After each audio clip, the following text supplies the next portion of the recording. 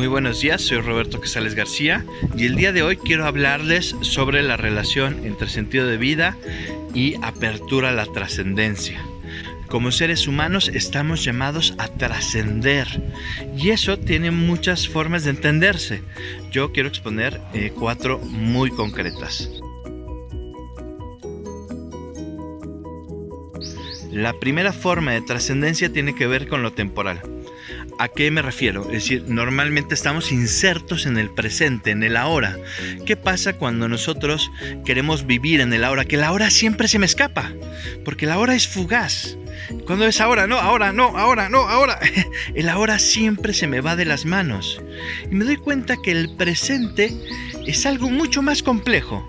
El presente siempre es un estado de tensión entre mi pasado, mi historia, mi tradición, mi educación, mi formación, mi cultura, etc. Pero también me pienso en relación a un futuro.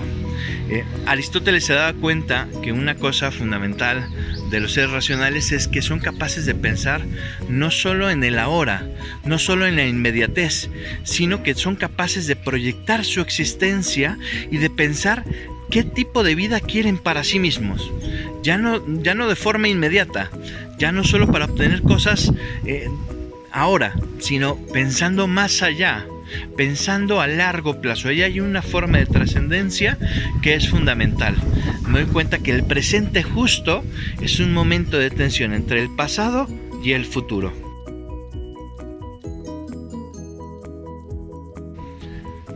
La segunda razón tiene que ver con una trascendencia biológica. ¿Por qué?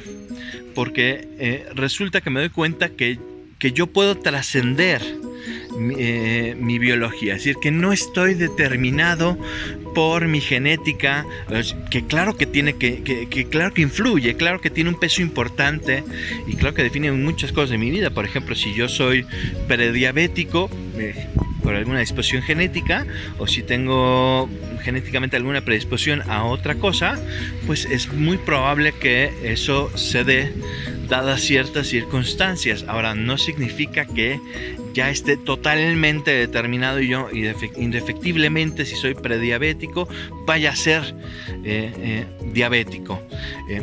Aquí yo me doy cuenta que el ser humano es capaz de trascender de alguna forma la biología. No quiero decir que la biología no juegue ningún papel fundamental, al contrario, juega un papel fundamental, pero no lo es todo.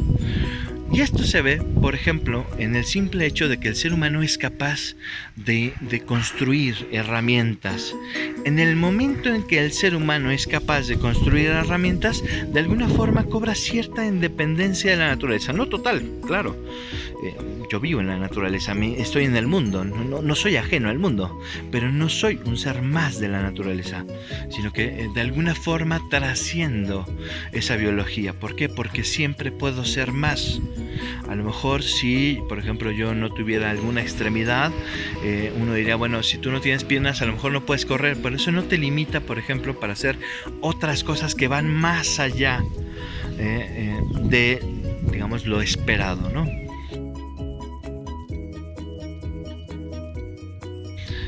Una tercera forma de trascendencia es la trascendencia que tiene que ver con la trascendencia moral. ¿Por qué? Porque me doy cuenta de que no vivo aislado, vivo en comunidad. De alguna forma dependo de todos los demás. Yo, por ejemplo, no me dedico a cultivar mi alimento, o lo que llegara a cultivar en mi casa realmente no es del todo suficiente para darle de comer a mi familia, y en ese sentido, si yo quiero mantener a mi familia, dependo de que haya agricultores, dependo de que haya comercio, dependo de que haya muchas otras cosas que me ayuden a obtener esos bienes que de alguna forma se han vuelto indispensables para mi vida. Aquí lo que quiero decir es, me doy cuenta de que no estoy aislado en el mundo, que dependo también de los demás. Y esto me lleva a una consideración fundamental. El sentido de la vida tiene que ver con trascenderme también a mí mismo, trascender el egoísmo, ver también por el otro. Me doy cuenta que si bien hay cosas que me hacen feliz a mí mismo, también hay cosas, si hay momentos de felicidad que dependen de hacer feliz al otro. Me doy cuenta que parte de mi realización como persona depende de buscar el bien del otro. Una cuarta forma de trascendencia, un cuarto argumento para hablar de sentido y trascendencia, es darme cuenta de que las cosas no se acaban acá. De alguna forma esto se ve, por ejemplo, en la apología de Sócrates o en el Fedón, donde Platón de alguna forma nos habla de la inmortalidad del alma. Y es un diálogo bastante interesante, bastante denso, que da una serie de argumentos para demostrar que el alma es inmortal. Pero quizás lo más interesante es la primera apuesta que hace en un inicio, digamos. ¿Por qué? Porque Platón nos pinta un escenario donde Sócrates está a punto de morir. Ha llegado el momento de beber la cicuta y mismo Sócrates está tranquilo, y entonces los mismos alumnos le preguntan a Sócrates, ¿por qué, pues Sócrates, ¿por qué estás con esa actitud? ¿Por qué estás con ese espíritu? Y de alguna forma Sócrates dice, bueno, porque tengo la esperanza de que las cosas aquí no se acaban. Y esto es muy importante, por ejemplo, para hablar del tema de la justicia. ¿Por qué? O para hablar, por ejemplo, llevar la pregunta de qué sentido tiene la vida a la pregunta de qué sentido tiene ser bueno. ¿Por qué? Porque todos queremos tener una buena vida.